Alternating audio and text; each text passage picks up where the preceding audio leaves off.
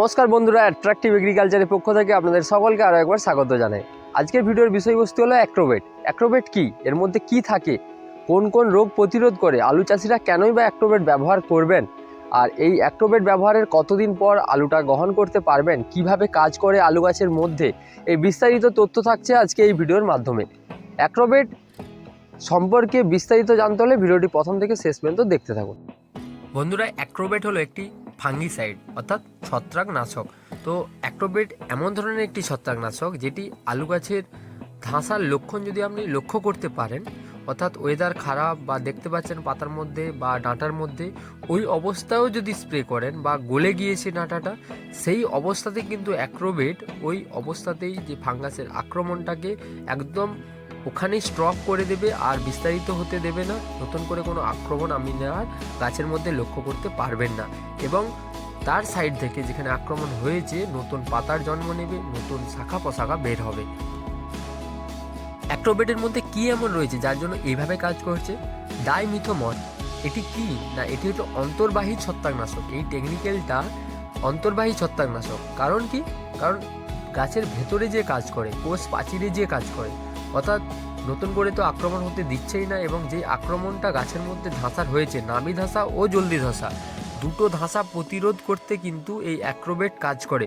ডাইমিথোমর থাকার কারণে কিন্তু ওই ধাঁসাকে ওখানেই স্টপ করছে এবং নতুন করে আক্রমণ হতে আর দিচ্ছে না, গাছের কন্ডিশনটাকে আরও ভালো করছে। এতক্ষণে আমার কথার মধ্যে নিশ্চয়ই বুঝতে পেরেছেন যে আলু গাছের নামি ধসা ও জলদি ধসা দমনে কিন্তু অ্যাক্রোবেট দারুণভাবে কাজ করছে। এছাড়া আর কোন রোগ দমনে কাজ করে?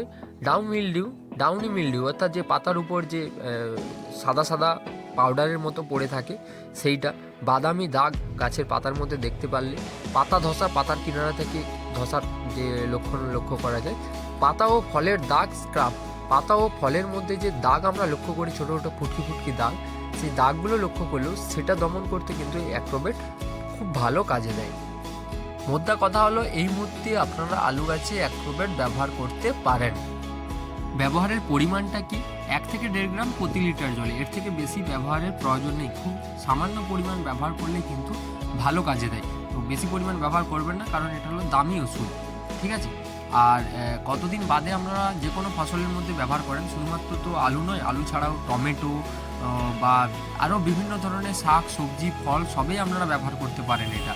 তো 15 থেকে 20 দিন পর ব্যবহারের পর তারপর আপনারা সবজিটা গ্রহণ করবেন। যেই সবজির মধ্যে বা যেই ফলের মধ্যেই ব্যবহার করেন না কেন, ওষুধ প্রয়োগের 15 থেকে 20 দিন পর কিন্তু সেই সবজি বা ফলটি গ্রহণ করবেন। আপনাদেরকে এই ভিডিওর মাধ্যমে বোঝাতে পারলাম যে অ্যাক্রোবেট কি এবং অ্যাক্রোবেট কিভাবে ব্যবহার করবেন। তো ভিডিওটি ভালো লেগে থাকলে অবশ্যই ভিডিওটিতে লাইক করবেন, বন্ধুদের মধ্যে শেয়ার করে দেবেন। আর আপনি যদি আমাদের চ্যানেলে নতুন হয়ে থাকেন, চ্যানেলটি প্লিজ সাবস্ক্রাইব করে দিন ও পাশে আসা বেল আইকনটি অন করে দিন। আপনাদের সকলকে অসংখ্য ধন্যবাদ জানাই এতক্ষণ ধরে আমাদের ভিডিওটি দেখার জন্য। সকলে খুব খুব ভালো থাকবেন। আবারও দেখা হচ্ছে নতুন কোনো ভিডিও নিয়ে আপনাদের সামনে।